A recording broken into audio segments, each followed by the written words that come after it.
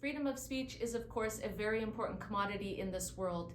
It is rare, but we have it here in the United States. As well, the protection of our right to own our own belongings is also inherent to being an American since the beginning of this nation.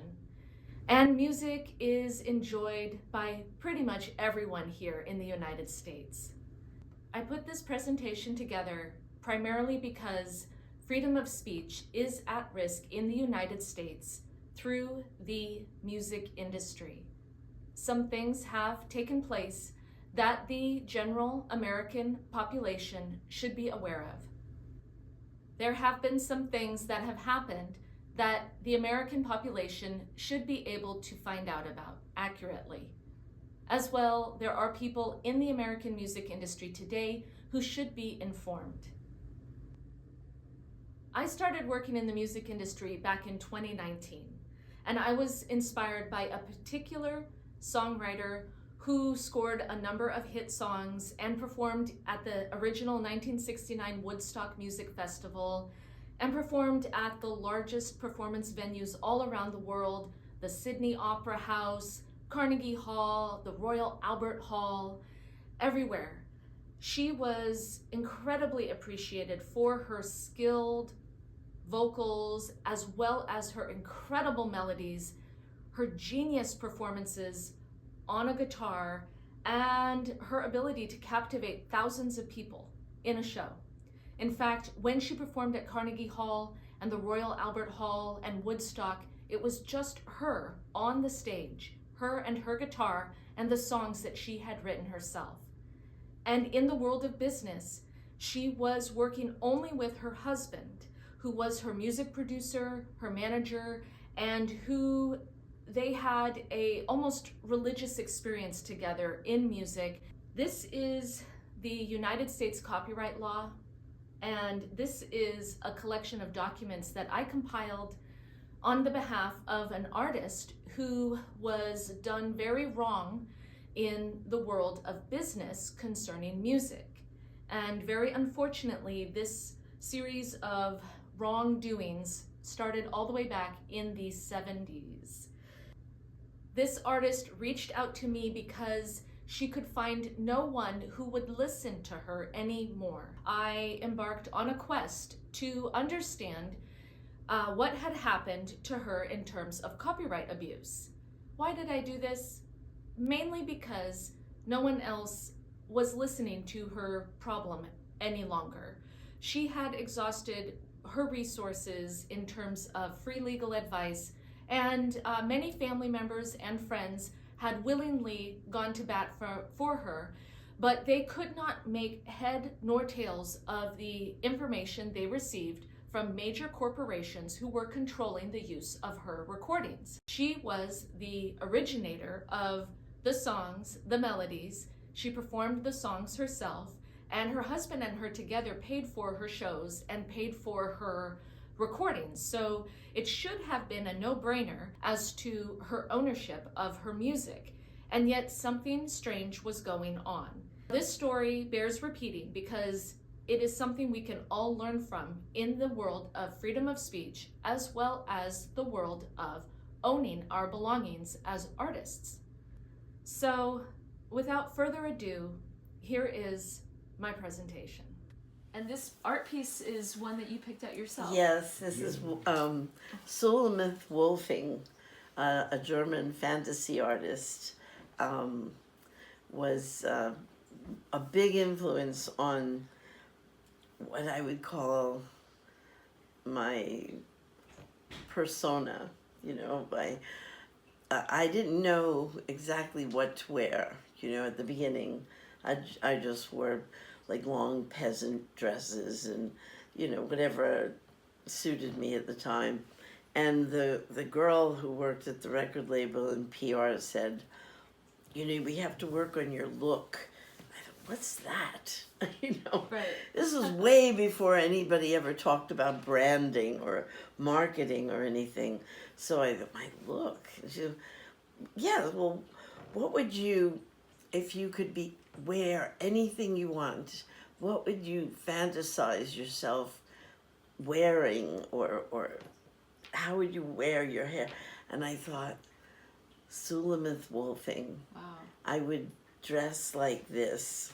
No, I would definitely be either the knight in the shining armor or in Celtic finery, but then she has other things. Her details are so beautiful. They're amazing. And They're amazing.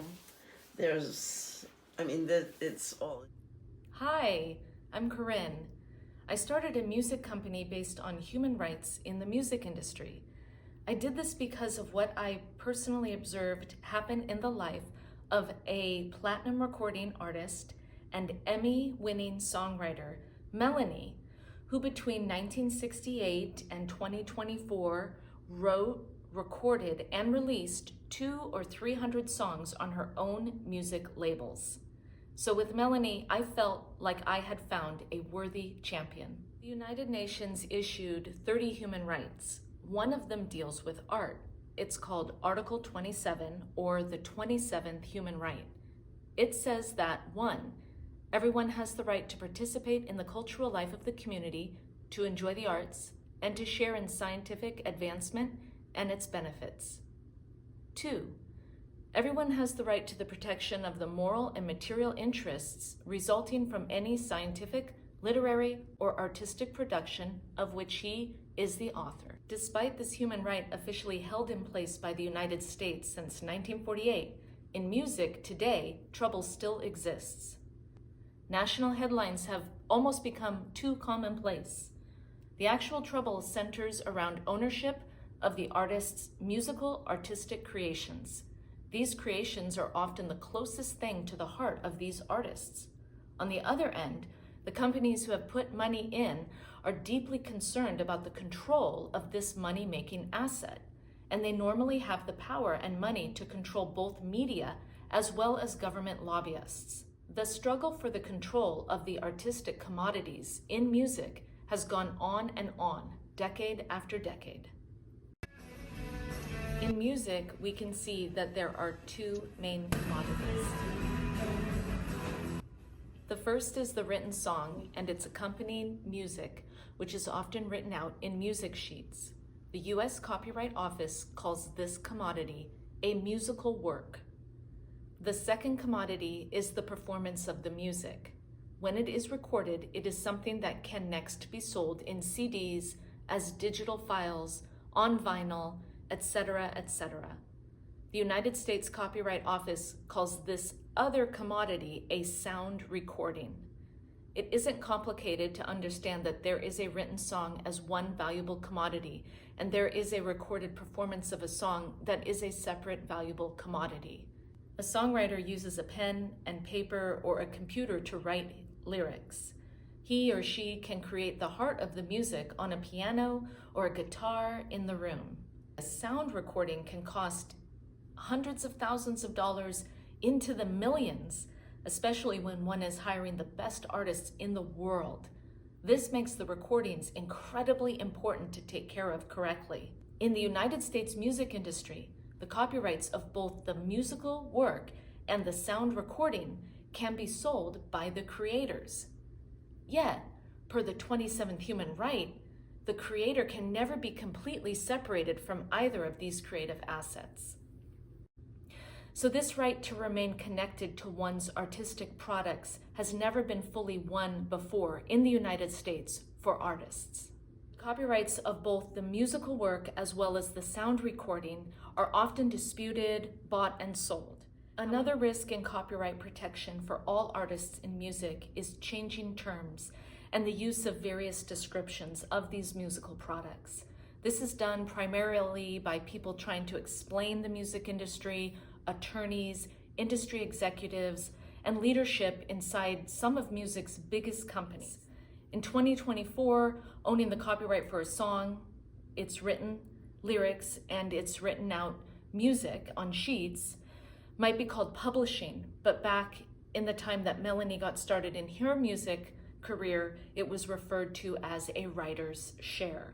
In 2024, the right to use any sound recording might be called performance rights, but back decades earlier, people talked about artist rights, and that generally referred to performance rights, or artists wanting to protect their rights would refer to someone who had been in some contract where they were singing music that was given to them and they wanted to protect their human right as a performer.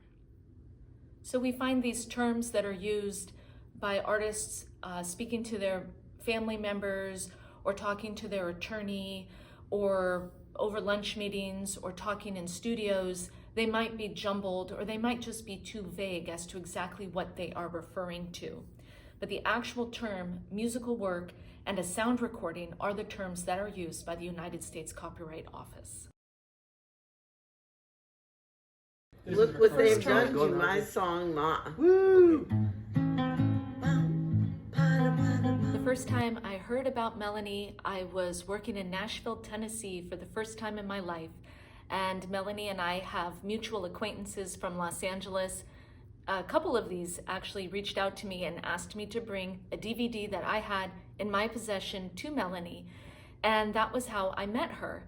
Now, I ended up meeting her son, Bo Jared Shakarik, first. Bo is a professional guitarist who accompanied Melanie on all of her performances. Together, and at times with Bo's two older sisters, Layla and Jordy, they did shows everywhere, on stages around the globe. And then when Bo's father, Peter Shakarik, passed away in 2010, Bo helped Melanie with all the things required to keep her career going. He recorded her new songs, he could do studio engineer work for her. He is a stunning vocalist as well as a multifaceted songwriter, as well as a skilled instrumentalist. He built himself a home music studio where he records music, composes songs, handles complex music arrangements for other artists, while still doing everything else daily for Melanie's works of art. So, the first time I ever met Melanie back in 2013, the first thing she said to me after our introduction, the very first thing she said was that she was having a very, very hard time. And she wasn't doing well physically. Her music had been taken from her, and it had happened so many times that by the time we were meeting for the first time, she said that there was forged paperwork on file with ASCAP, and that she was trying to understand how this paperwork was now being listened to by ASCAP instead of her. So as you can imagine, I'd never had anybody say anything like that to me before. It was very, very surprising to hear her say it, and she went on in detail about how it had happened. So she had my complete attention from the very beginning.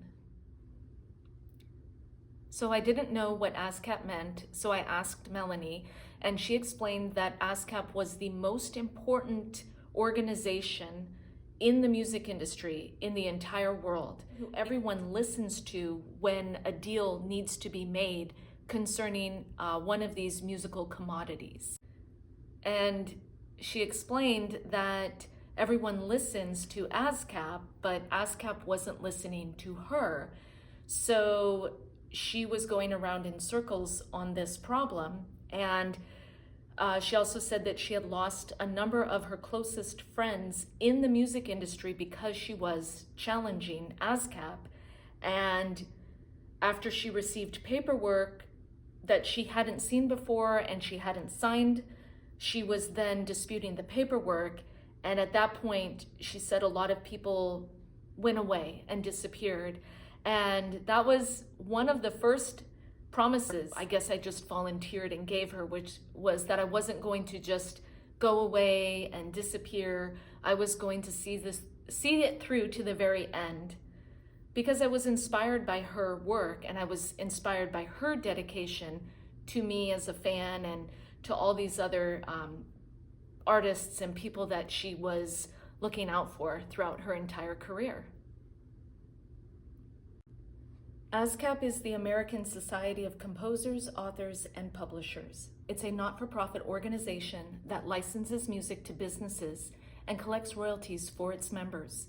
ASCAP has a database that movie and television companies and pretty much everyone in the world goes to in order to determine which company to contact for the right to use music. You can imagine having a company as important as ASCAP, now telling Melanie's paying clients to see another company, well, it was just shattering for her. The biggest heartache was that Melanie had these two very serious medical conditions that she needed to address. And because she only brought her income in through live shows, I was on pins and needles, every day concerning Melanie's welfare.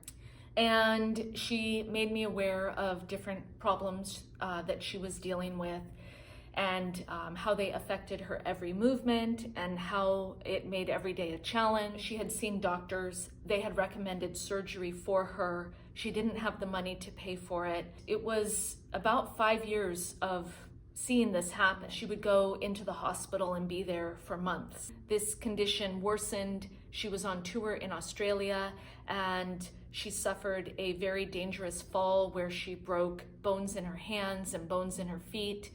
But everything she has ever done in her career has been self-funded. So she was in Australia and she finished the tour in that condition. So this made pain just a part of her daily life for many, many years. Melanie struggled with walking. She had to ask for wheelchairs. She asked to be driven anywhere she could. And yet she had to continue live shows to make any real income at all. And again, Bo, her son, was staying with her and literally holding her up with his support whenever she walked or needed to get around anywhere. So it was really concerning for me personally to see this happening. In 2015, I put together a music concert with several artists at the Nashville East Pavilion. My event was held in support of human rights education on the International Day of Peace. Melanie donated her signature performance. She was the headliner. She told me that any performance that supported world peace was Melanie's most sincere calling. In fact, at the height of Melanie's fame, she donated an entire world tour to UNICEF. And also in 2015, Melanie invited me to hang out with her and Miley Cyrus at a mansion in the Hollywood Hills. Miley had arranged with Sony to perform Melanie's songs in support of Miley's not-for-profit organization, which Melanie loved. Melanie wanted to talk to Miley about the problem with ASCAP. I was there, and Miley was very friendly. She was attentive to Melanie's concerns. It was evident that Miley had a different view. Miley shared an entirely different set of circumstances in music. In 2019, I returned to Oregon, where I was raised. I was writing my first books with my personal aspiration to become a published author. Out of nowhere, a message came through from Melanie. She let me know that things had taken a dramatic turn for the worse. There was a person from around the time when Peter passed away who had gotten access to Melanie's dashboard with ASCAP. And he was no longer listening to Melanie. He was no longer following her requests. And yet he was able to interact directly with ASCAP. And she had never given him power of attorney. She had never sold him anything. And she wanted me to help her. So what ended up happening from that one phone call was that between 2019 and 2023, I made a number of trips to Tennessee. All of this to listen to her and to understand what was happening and help her put in writing her request to end abuse of her human rights in the music industry. Why sleep, I heard, and I followed it today to the top of the hill where the wind songs play. Perfect. And I sing it like I heard it. Why I heard it, who knows why. Why sleep when we can watch the sun arise? When we can watch the sun